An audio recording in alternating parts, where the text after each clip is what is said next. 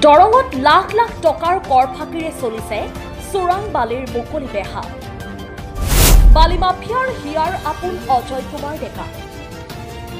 চোৰাং বালি মাফিয়াৰ পেটত লাখ নামাৰিবা তোমালোকৰেই মানুহ। মোৰ চকুৰ সন্মুখেদি দুখন বালি ভৰ্তি ডাম্পাৰ পাৰ হৈ গ'ল। বালি মাফিয়াৰ প্ৰতি বন বিষয়া অজয় কুমাৰ ডেকাৰ ইমান মৰম কিয়? এই সন্দৰ্ভত শুনাই লৈছো ভিডিঅ' ৰেকৰ্ডিং। বাট গাড়ী কিন্তু আপোনাৰ সন্মুখত দুটা বাৰ এই দুটা গাড়ী যে ডাম্পাৰ গ'ল আপুনি দুটা গাড়ী অভাৰটেক কৰিছে, মোৰ গাড়ীটো পিছত আছিল। আচ্ছা মই চাই আছো আহিছে কষ্ট কৰি, নাহিলে হ'ল আজিকালি কালি আহিলে হয়, আজি কৈ দিলে ৰোজাটো আমি ৰাখিছো সেইকাৰণে আপুনি চাব অলপ হা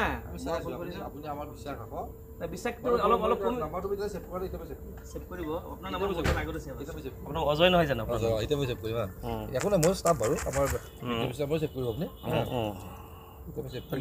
অজয় কুমাৰ ন আপোনাৰ নাম? অজয় কুমাৰ নহয়, অজয় কুমাৰ ডেকা। ডেকা হয়তো কুমাৰ বুলি ক'লে বেলেগ উপাধি হৈ যায়। ডেকা থাকিব লাগিব লাষ্টত। কুমাৰটো মানে কুমাৰ সম্প্ৰদায় বেলেগ আৰু ডেকা সম্প্ৰদায় বেলেগ। ঠিক আছে বাৰু, আজিতো গ'ল, কালি মানে আহক, কালিৰ পৰা এইটো নচলে যাতে, এইখিনি ৰিকুৱেষ্ট থাকিব। আজিতো আপুনি মাৰক কে আপোনালোকক বেলেগ কথা পাতিম।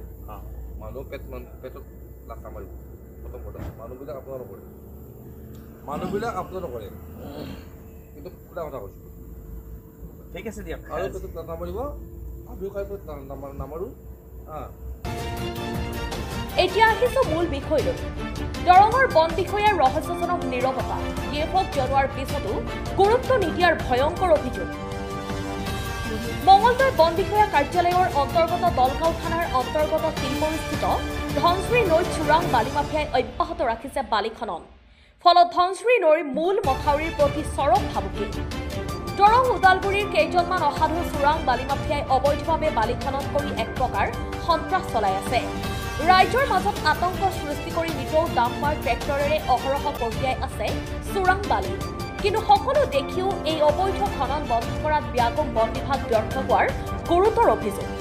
লাখ লাখ টকাৰ বালি দিনে নিশাই চোৰাংভাৱে লৈ যোৱাৰ পিছতো আজিলৈকে এখনো ডাম্পাৰ জব্দ কৰিবলৈ সক্ষম নহল ব্যাপক বন বিভাগ। অবৈধ বালি খনন বন্ধ কৰাত ব্যৰ্থ হোৱাৰ পিছতেই তৎপৰ হৈছে বিভিন্ন দল সংগঠন। বন বিভাগৰ বাবে দুৰ্বলতাৰ বাবেই চৰকাৰে লাখ লাখ টকাৰ ৰাজহ হেৰুওৱাৰ লগতে ধনশ্ৰীৰ প্ৰতি চৰম ভাবুকি আহিছে। এই কথা সংগঠনৰ নেতা নুৰ ইছলামৰ বক্তব্যৰ পৰা স্পষ্ট হৈ পৰিছে। হয়, এই বিষয়টো যিহেতু যোৱাকালি মই নিজেই দৰঙৰ যিটো মঙলদৈ বিট অফিচাৰ, ডিএফঅ, আপোনাৰ এডিশ্যনেল প্ৰিন্সিপাল কমিশ্যনাৰক মই নিজে অৱগত কৰিছোঁ। আৰু বিট অফিচাৰক অৱগত কৰাৰ পিছত যিটো এটা টীম পঠাইয়ে দিছিল কালি, কিন্তু সেই টীমটো অজয় ডেকা নামৰ বিষয়াজনৰ নেতৃত্বত আহিছিল। কিন্তু এই দলগাঁথানৰ সন্মুখতে মোৰ লগতে কথা পাতি থাকোঁতে কেইবাটাও ডাম্পাৰ তেখেতসকলৰ সন্মুখতেই পাৰ হ'ল, কিন্তু ডাম্পাৰকেইটা নধৰিলে। আকৌ ওলোটা তেখেতে ক'লে যে মানুহৰ পেটত লাত মাৰিব নাপায়। তাৰমানে এই কথাটো বুজাইছে যে ব্যৰ্থটো নহয়, সম্পূৰ্ণভাৱে এটা মেনেজত চলি আছে।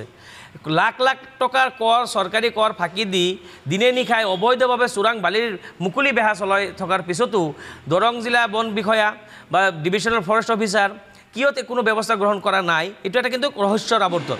গতিকে এই কথাটো আমি আপোনালোকৰ জৰিয়তে বিভাগীয় মন্ত্ৰী মহোদয়ক বিশেষকৈ আৰু এডিশ্যনেল প্ৰিন্সিপাল কমিশ্যনাৰ, পিছত প্ৰিন্সিপাল চিফ কনজাৰ্ভেটৰ ফৰেষ্ট ডিপাৰ্টমেণ্টক আমি আহ্বান জনাব বিচাৰিছোঁ যে এই বিষয়টো লৈ তেখেতসকলে হস্তক্ষেপ কৰিব লাগে।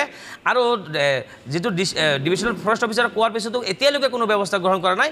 এই কথাটো ইতিমধ্যে স্পষ্ট হৈছে যে এই বালি খনন চক্ৰটোৰ লগত এটা অসাধুৰ চক্ৰ। মইতো গোটেইকেইটা নাম মেনশ্যন কৰি দিয়াৰ পিছতো কিয় এতিয়ালৈকে ব্যৱস্থা গ্ৰহণ কৰা নহ'ল। তাৰপিছত কালি ৰাতি দিয়া হৈছে, গতিকে ভিজুৱেল আছে, আপোনালোকে ভিজুৱেলটো দেখা পাইছে, ভিজুৱেলো দেখা পাব কেনেকৈ বালি খনন চলি আছে আৰু এই যাৰ বাবে ধনশ্ৰী নৈত মূল যিটো মাথাউৰিত ভাবুকি সৃষ্টি কৰি আহিছে। গতিকে এটা সন্ত্ৰাস চলাই আহিছে এই বালি মাফিয়াই। তেখেতসকলে গুণ্ডাৰূপী এটা, আপুনি অকলে তাত যাব পাৰিব নেকি? নোৱাৰে, তাতে অকলে যাব নোৱাৰে, আপোনালোকে উল্টা কেমেৰা চেমেৰা ৰাখি দিব। এটা গুণ্ডাৰূপী আৰু সিহঁতৰ লগত সম্পূৰ্ণভাৱে আপুনি যিটো কালি অজয় ডেকাৰ যিটো এক্টিভিটিছটো আমি মই নিজে চাই আচৰিত হৈছোঁ যে চোৰাং বালি মাফিয়াৰ লগত ইমান কিয় হিয়াৰ আপোন অজয় কুমাৰ ডেকাৰ। অজয় কুমাৰ ডেকা বালি চোৰাং মাফিয়াৰ পক্ষলৈ কিয় মোৰ লগত ডিফেন্স দি কথা পাতি আছিল, এই কথা স্পষ্ট হৈছে। গতিকে আপোনালোকৰ জৰিয়তে মাননীয় মন্ত্ৰী মহোদয় আৰু এডিশ্যনেল প্ৰিন্সিপাল কমিশ্যনাৰ আৰু principal chief conservator forest department পাঞ্জাবাৰীত তেখেতক আমি আহ্বান জনাব বিচাৰিছোঁ, দাবী উত্থাপন কৰিব বিচাৰিছোঁ, অতি সোনকালে বিষয়টো গুৰুত্ব সহকাৰে ল'ব লাগে। আৰু লাখ লাখ টকাৰ চৰকাৰী খৰ মানে কি, এইটো পাব্লিকৰ টকা, চৰকাৰে পোৱা বোলে পাব্লিকৰ হেৰি হ'ব। গতিকে এই লাখ লাখ টকাৰ প্ৰতিটো দিনে 4-5 লাখ টকা যদি কৰ হয়, মাহত কোটি কোটি টকা, বছৰত কোটি কোটি টকাৰ কৰ ফাঁকি দি এই নিৰ্বিঘ্নে চলাই গৈ আছে। তাতোকে ডাঙৰ কথা, দলগাঁও আৰক্ষী, খাৰুপিটি আৰক্ষী, ধুলা আৰক্ষী থানাৰ সন্মুখেদি গৈ আছে। আৰু এটা ইণ্টাৰেষ্টিং ঘটনা এটা, কালি যেতিয়া ৰাতি ডাম্পাৰবিলাক পাৰ হৈ আছিল দলগাঁৱত পুলিচ পইণ্টত, তাতে কিন্তু আপোনাৰ হেৰি পেট্ৰলিং পুলিচ তাতে ৰখি আছিল, আৰামত চাই আছে, গাড়ীটো পাৰ হৈ আছে। কিন্তু এই কথাটো কি সূচাব বিচাৰিছে? গতিকে মই ইতিমধ্যে যিহেতু আৰক্ষী অধীক্ষক মহোদয় অৱগত কৰিছোঁ, ডিভিজনেল ফৰেষ্ট অফিচাৰক কৈছোঁ, এডিশ্যনেল প্ৰিন্সিপাল কমিশ্যনাৰক কৈছোঁ, প্ৰিন্সিপাল চিফ কনজাৰ্ভেটৰ ফৰেষ্ট বিভাগৰ তেখেতক ইতিমধ্যে জনাইছোঁ, মই হোৱাটছআপ যোগে মই কথাখিনি অৱগত কৰিছোঁ। গতিকে আপোনালোকৰ মাধ্যমেৰে অসমৰ মাননীয় মন্ত্ৰী মহোদয়ক দৃষ্টি আকৰ্ষণ কৰিব বিচাৰিছোঁ যে এই বিষয়টো, তেখেতে যিহেতু বন বিভাগৰ মন্ত্ৰী হয় আৰু তেখেতৰ ডিপাৰ্টমেণ্ট যে মঙলদৈত এটা বন বিষয়া আছে বা ডিভিজনেল ফৰেষ্ট অফিচাৰ আছে, আমি দৰংবাসীয়ে নাজানে, কেনেকৈ জানিব? আৰামত গৈ আছে, বাছ আহি আছে, সন্মুখেদি স্কৰ্টি, কালি যোৱা ৰাতিটো স্কৰ্টি পাৰ কৰি আছিল, দুটাকে বলেৰো গাড়ী দি দুটা ডাম্পাৰক পাৰ কৰি আছে, পিছত মোৰ নিজৰ গাড়ী।